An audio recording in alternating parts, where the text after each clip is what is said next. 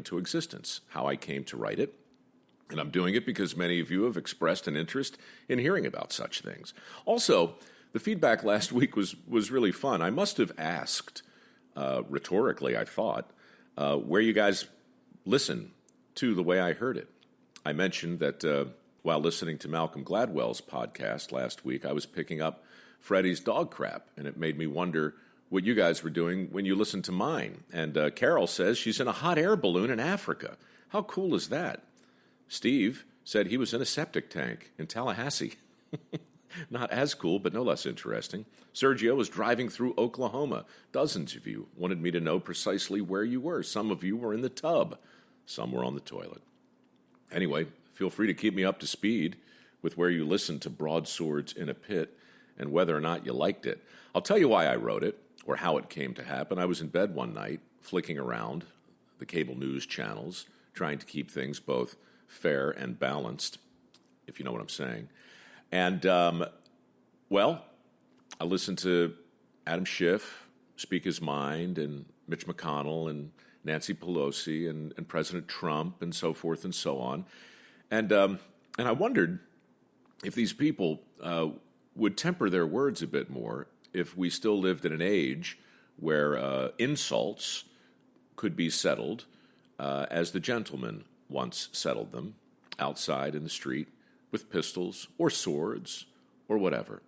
And it made me wonder if the death of dueling had somehow contributed in an unintended consequential way to a slow degradation of manners here in the 21st century. It was just a rumination, but it made me wonder about what the most realistic dueling scene in cinema was.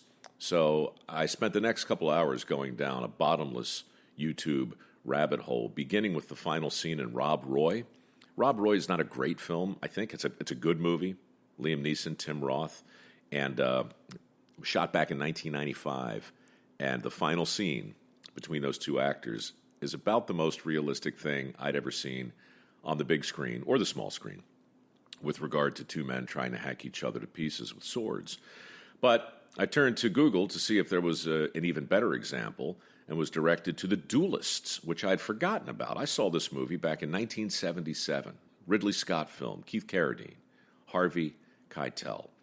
And the realism of those scenes was even better than the one in Rowe, or worse, depending on your point of view. There is something nauseating, really, about two men facing off over a question of honor, each determined to kill each other. But way leads on to way, as it often does when you're going down the YouTube rabbit holes, and I suddenly found myself watching a Polish movie called Potop, which is The Deluge in English. And The Deluge stars a couple of actors whose names I can't pronounce. It has to do with the Swedish invasion of the Polish-Lithuanian Commonwealth. I know it sounds fascinating, right? Shot back in 1974, and there is a scene where these two men demonstrate what saber fencing really is all about.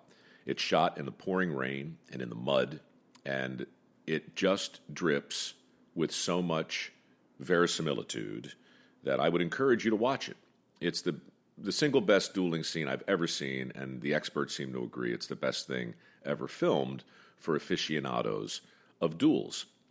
So it was armed with those scenes from those three films and the vitriol in our current political landscape that drove me back to look at some dueling stories I had heard regarding Andrew Jackson, who killed a guy in a duel back in 1806, a horse breeder named Charles Dickinson. Dickinson actually shot Jackson first, right in the chest, but the crazy son of a gun didn't fall down at all. He just stood there, bleeding, drew his pistol, and killed Dickinson. Andrew Jackson, a president who fought over 100 duels, a man who was not afraid to step outside, for sure. So I sat down to write a story about Andrew Jackson, and then I somehow stumbled across a link that brought me to a website called, let me see if I can find it here. It's called the Battlefield Trust. That's what it is. The American Battlefield Trust. And an article on that site, buried on that site, called Broadswords and Banks by somebody called Kelsey Johnston.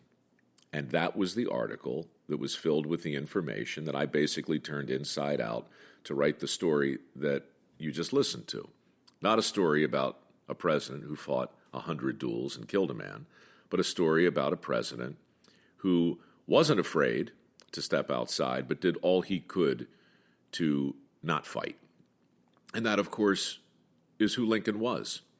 And I just am fascinated by the moment of clarity and horror that must have flown through James Shields' brain when Lincoln looked at him square in the face and said, "Never mind the pistols. Let's do it like men, at dawn, in a pit with broadswords." And so I wrote a story called Broadswords in a Pit, and you just listened to it. I hope you liked it.